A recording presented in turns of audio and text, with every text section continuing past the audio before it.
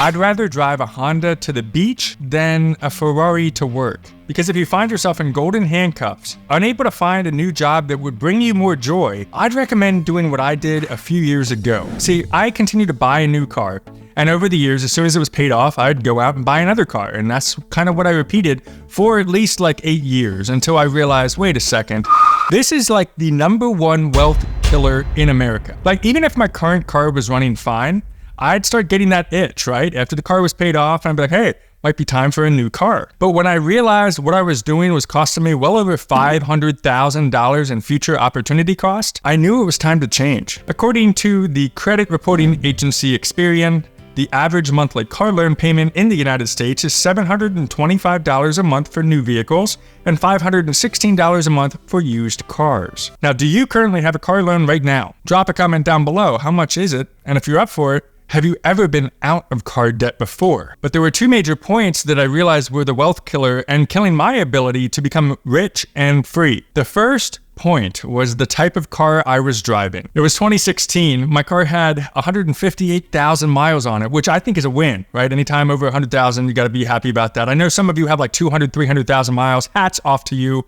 That's absolutely amazing. But this 158,000 mile car stalled in the middle of a highway, literally stalled out. And I'm like, oh crap. So it was back in the day when we still had keys in the car, you know. So I flip it off and I'm trying to get it back on. Thank God it started, because that would have been completely embarrassing to literally just be like stalled out in the middle of a very busy road. Not cool. And I immediately said, enough of this. I'm going to trade this thing in today. I'm not going to a car repair shop. I'm not going to try to get it. No, forget it. Getting a new car. It's not only time to get a new car, it's time to upgrade the look a little bit because I deserve it. So I upgraded my car to this right here, introducing the Audi A6. But I wish I saw a video like this one right here before I picked up that Audi A6, because I would have made a different choice. And in fact, I ended up trading in my Audi 6 for a Honda 3 years later. Because despite the fact that a Honda is not as sexy as an Audi, it was actually a newer car and had better technology in it than the Audi did. And number two, with the trade-in value of the Audi at the time,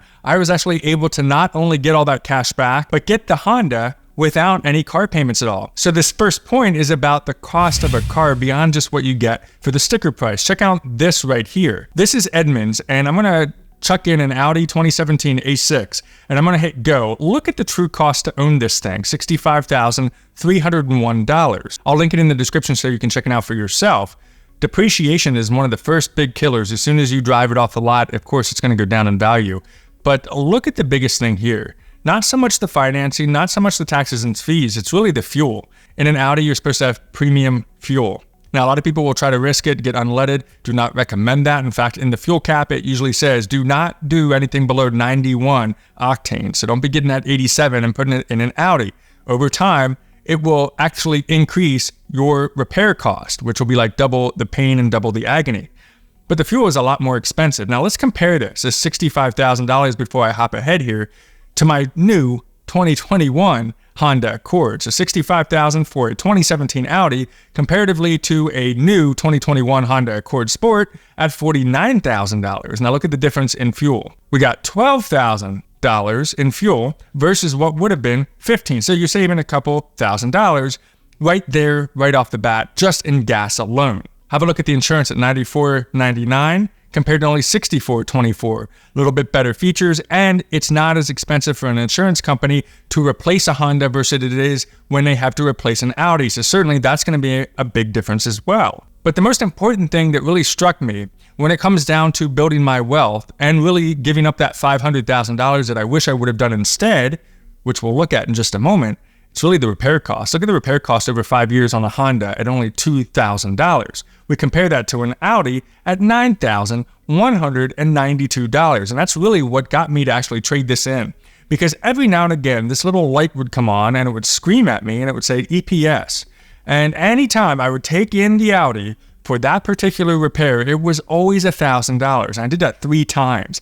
Why? Every time I take this thing in, it's going to cost more money because, of course, it's a luxury vehicle. On top of that, it's foreign-made material. So you got to have, of course, shipment and all that. It has to come over from Germany. And, of course, it's going to cost a little bit more money. So that's just a huge issue right then and there. So that's cool. I mean, $49,000 true cost to ownership versus $65,000.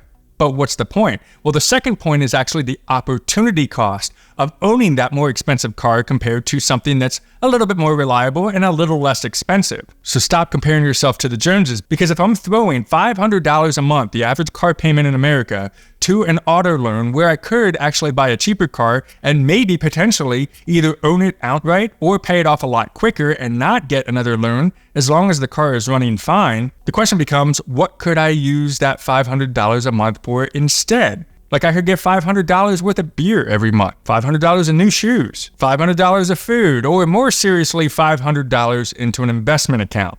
That's where it gets really interesting. Even if you already have $500 a month to invest on top of your car payment, imagine what you could do if you can combine that. Now you make it $1,000 a month. See, it works either way. So using the most basic assumptions right over here on the portfolio visualizer, let's say from 2003 to 2023, so for the last 20 years, I have carried a car payment of around $500. May not be realistic, but let's just say $500 to make the math as easy as we can. No car debt, it's all going into the stock market. Now what I'm going to do is I'm going to invest it into the entire stock market using ticker symbol VTI. That tracks not just one stock, not just two stocks, but literally tracks the entire stock market index. So $500 every single month for the last 20 years, if history would repeat itself, I would have a total of $511,460. Have a look at the return there, 40.22%. And that's simply by just making a different choice. And I'm talking to myself here. Like think about this. If I would have just stopped screwing around with getting a new car and then getting a new car and then getting a new car, because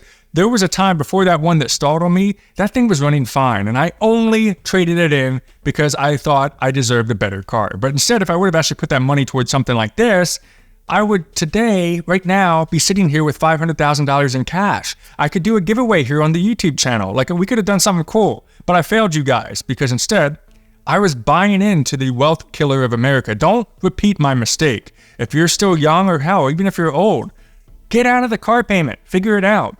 Trade it in, get a Honda or get like a Toyota or something cheap that still brings you value, because this channel is not about depriving ourselves. I'm not talking about going out and getting a 1970 piece of crap that's going to fall apart on the road. That's a completely different game. We don't play that game. Instead, it's about going from an average person to an amazing person. And we can do that by applying the basic mathematics of a successful financial plan. So subscribe for more. Check out this video next, and we'll see you on the next video.